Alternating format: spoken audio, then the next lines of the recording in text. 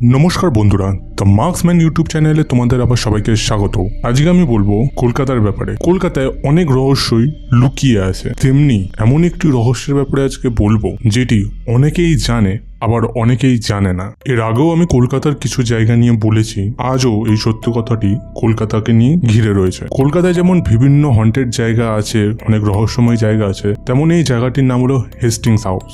বলা হয় নাকি হেস্টিং হাউসে যারা আগে থাকতেন, অর্থাৎ ওয়ারেন হেস্টিংস, তাদেরই আত্মা বারবার এখানে ফিরে আসে। গল্পটি কি আমরা সেটা জেনে নেব।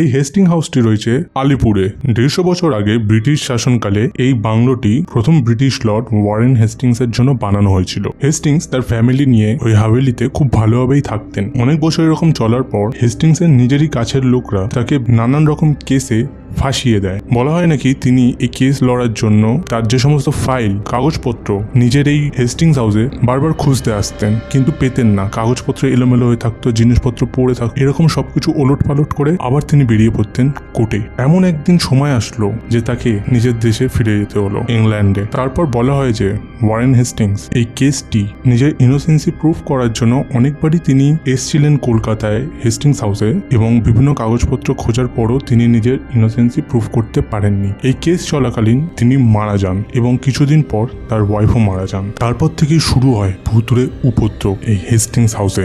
এই হেস্টিংস হাউসটি এখন ওমেন কলেজ নামে পরিচিত। বলা হয় নাকি যখন এখানে সকালবেলা মেয়েরা পড়াশোনা করে তখন কিছু বুঝতে পারে না, অর্থাৎ তখন কিছু হয় না বা ঘটে না, কিন্তু রাত্রিবেলা এখানে চলে প্রচন্ড ভয়ানক ভুতুড়ে উপদ্রব। অর্থাৎ মেয়েরা দেখেছে যে, অর্থাৎ যারা ওখানে থাকে পিজিতে, তারা দেখেছে যে কেউ একজন ঘোড়ার গাড়ি করে আসলো, তার পোশাক আশাক ব্রিটিশদের মতো। সে খুব তাড়াতাড়ি ঘরের ভেতর ঢুকলো, অর্থাৎ হেস্টিংস হাউসে ঢুকলো, এবং সবকিছু ফেলা, ঘাঁটা, কাগজপত্র এলোমেলো করা এরকম শব্দ করে তৎক্ষণাৎ বেরিয়ে ঘোড়ার গাড়ি করে চলে গেল। তারপর কোথায় যে মিলিয়ে গেল কেউ দেখতে পায়নি আজ পর্যন্ত। পরে যখন ওই ঘরে ঢুকে দেখা হয়, সত্যি সত্যি সেখানে দেখা হয় কাগজপত্র ওলট পালট করে ফেলে দেওয়া রয়েছে, জিনিসপত্র নন্ডভন্ড। বলা হয় নাকি লর্ড ওয়ারেন হেস্টিংসই এখনো আসে তার কাগজপত্র খোঁজার জন্য নিজেকে নির্দোষ প্রমাণ করবে বলে। অপরদিকে আরেকটি কথা শোনা যায় যে রাত্রিবেলা করে সাদা ড্রেস পরে একজন মহিলা সেই হেস্টিংস হাউসের বাগানে হাতে লণ্ঠন নিয়ে ঘোরাফেরা করে। তাকে অনেক ডাকার পরও সে নাকি সাড়া দেয়নি এবং